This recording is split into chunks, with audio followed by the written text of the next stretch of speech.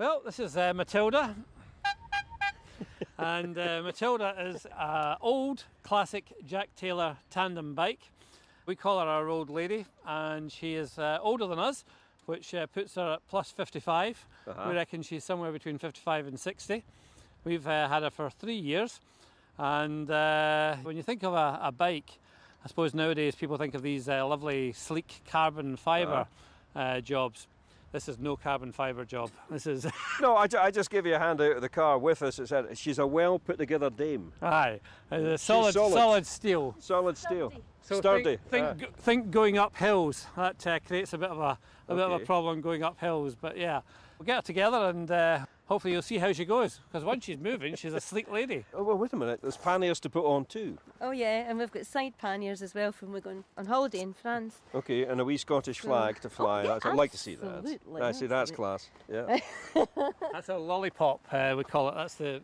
It's supposed to give us room for people coming up behind us. I'd want one about 4 foot wide. You know. Exactly. You know. Some days so do I. How did you pair get into tandem cycling in the first place? Now there's a story, isn't it? It was a blind date, and it was a first date, and... so tandem, it's the obvious choice? Well, we were supposed to be going for a picnic at Loch, and I did a little bit of research, as is my wont, and noticed there was bikes for hire, and thought, oh, we could hire a bike, that would be a laugh. And then I saw there were tandems, and thought, we'll hire a tandem, and that was even more of a laugh. And so we tootled off on our first date on a tandem. I mean, let's face it, go on a first date on a tandem, it's either going to be a superb icebreaker or you're never going to want to see the man again. Absolutely. Well, the thing was when we set off, we hadn't quite got together with the gears. And me being on the back, it was all his fault. So obviously, we came to this corner and we were going up a hill, and Colin changed gear and it went the wrong way, and I went off the back of the bike into a puddle because it was pouring rain. And I'm sitting on the middle of the road in this great big puddle, soaking, laughing my head off. I thought it was hysterical. And that's, as they say, is where it all comes from. That's why we're together. Well, that sounds reasonable. But I mean, it's a big leap from doing a first date on a tandem to actually getting a tandem. Yes, we thoroughly enjoyed it. We did it another couple of times, and we just heard that someone locally said, oh, you've been tandeming. We've got one in the garage that has lain in the garage for about 10 years and hasn't turned a wheel. Would you like to take it away and see if you fancy it? And if you do, we're looking for a new owner for it. So as soon as we got it out, we both looked at each other and said, we have to have it. And why Matilda? Why Matilda? You chose Matilda. Well, I did. I just looked at her and I thought, we've got to give her a name. And why her? I don't know. Just she looked like a Matilda. It looked an old-fashioned name for an old-fashioned lady. Well, it's fantastic fun because people say to us, why tandem? Why not just get 2 single bikes? But you can't really get away from each other because she has to follow where I go. And are you always on the back? Aye. Oh, there was a depth of resentment in that response. Well, I'll tell you a wee story about that. We went to Dundee one day and we parked at the big car park at the other side of the bridge, huge car park, and I said to Colin, right, I'm on the front, you're on the back, because there's a huge trust issue in this. First of all, I can't see where I'm going. Secondly, I can't steer. I've got no control of the bike. All I've got is a wee placebo brake, as he calls it. So you have to really trust the person on front. So he got on the back, I got on the front, and off we went, and 4 times he came off the back. He just couldn't do it. He couldn't stand not being in control. No. So now that he's got a better understanding of what it's like to be on the back... Is he a better driver now? Yes. More sympathetic. More practice. Yeah, he's getting... You must really love seeing the back of his head, though. Yeah, the number of people have said I should get a wee screen and watch videos or something. Just a hat that hangs down the back.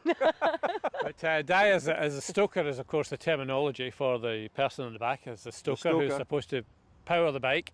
I'm captain, obviously, since I steer. And being power mad as well. Yeah, well, exactly. The idea is that the stoker powers the bike through going up hills, but it doesn't always happen. But the stoker is also Sorry, I'm laughing. You've got water bottles with captain and stoker written on it. Did you buy those? Yes. They make water bottles for tandem cyclists. They do indeed. You'd be amazed what they make for tandem cyclists. I mean, it's a big market now. Things, yeah. And when did you start blogging about this? Well, Matildas Musings was really a way of creating a journal, if you want to call it that, of our travels. We like to take a few kind of funny pictures, and I like to think I'm reasonably amusing, although that's probably debatable at writing. And we started putting it together. Family liked it, and they said, you should make that a little bit wider. So I actually put it on a blog and put it out there, and it's kind of grown a little bit of arms and legs, or maybe that should be handlebars and chains. Did you not get this? Were you not shortlisted for the Innovation Award for blogs? We reached the UK final of down to the last, I think it was the last 10 of the UK Blog Awards last year for innovation. So that's our claim to fame, and since then Matilda has her own Matildas Musings Facebook page, she has her own Twitter account, and she has her own YouTube account. So it's a very clever bike. Looking at this thing, you've got 2 saddles, you've got 1 set of handlebars, 1 set of gears, and there's 3 of us. So how are we going to work this? Yes. We've never done 3 in a bike. Remember the goodies? You were going on the bike. Eh? You were going on the bike. Oh no, I want to go. I do. I want to go on Matilda. There's no question about that. But how do we do this? Do you want to steer for a change? No. Colin will You do chicken. that. I am indeed. The good thing, as I say though, is that it is actually very sociable. Because we're able to talk to each other, whereas if you're on solo bikes, one person kind of tends to power away, and they have to wait at the top of the hill for their partner coming, whereas we can actually chat away as we're cycling along. And there's also a kind of a UK Tandem Club that we're members of, and their little advertising line is twice the fun, and I think it is, isn't it? It really is twice the fun. Yeah. We have twice the arguments as well. No, we don't have arguments. We have discussions. Discussions about route. Oh yes. Diane is responsible for map reading. Yes. Because I'm better at it than he is. Despite the fact you can't see where you're going. Correct. Actually, instead of the little video screen, you could just print a map on the back of his head. Yeah, I Get know. it to 2. I know. That's a good idea. The only advice I'll give you is listen to Colin, because if you try and push or steer, you'll get nowhere. He leads, you have to follow.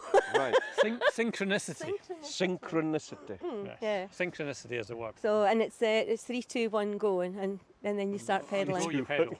It's really original, really original.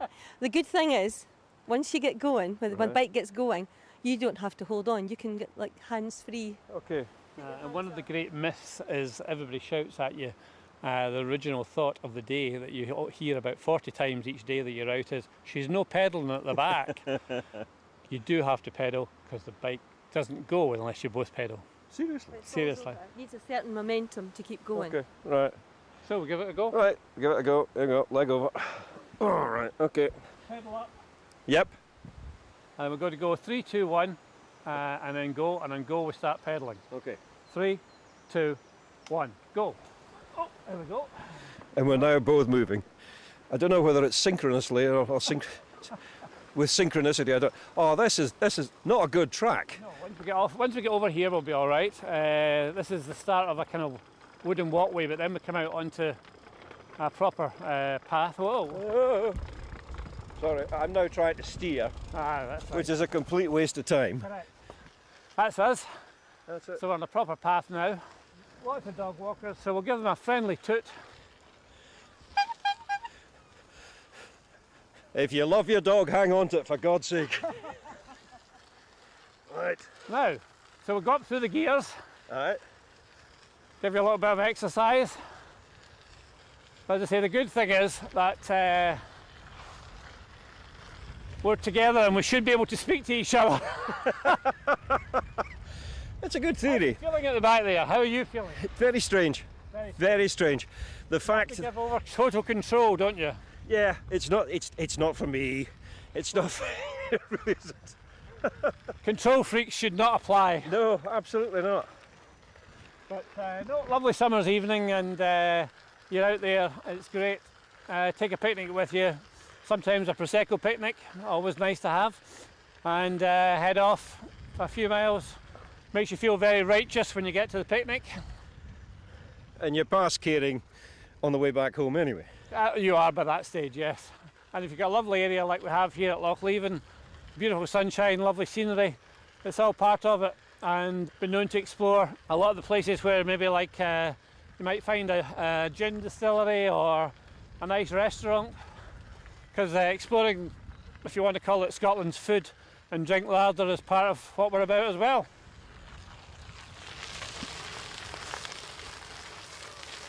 So we're only doing about 8 miles an hour at the moment. I'm surprised it's as fast as that, to be honest. We normally do about 13, 14. Okay.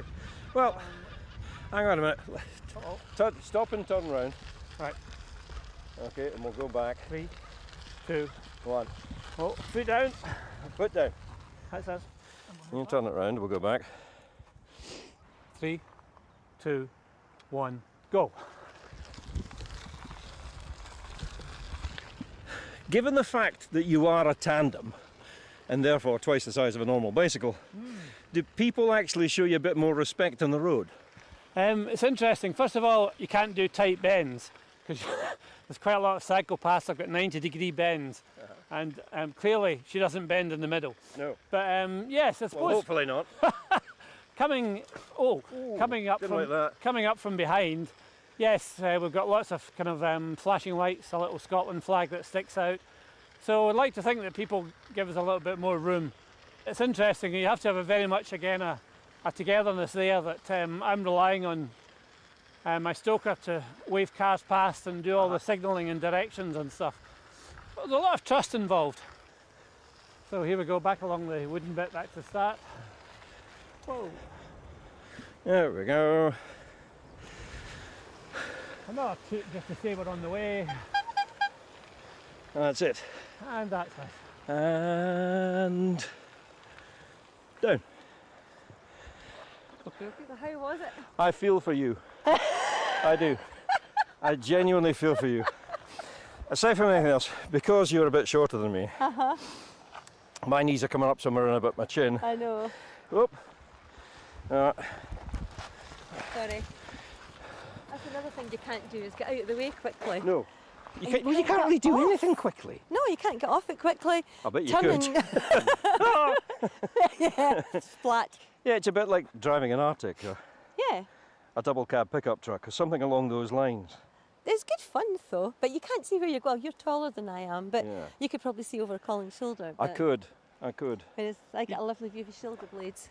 You do feel, particularly when we're out and about, you do feel very much at one kind of with nature though, because you do feel very exposed, don't you? I mean, to the elements, and that's all, I guess that's all part of it as well. What I find fascinating about this is that your relationship has grown on this particular bicycle, on Matilda, and it seems to be thriving. Are you pair just odd? Yes, we're nutters. Because it's all the things you just don't think about when you're out on a normal bike, you know.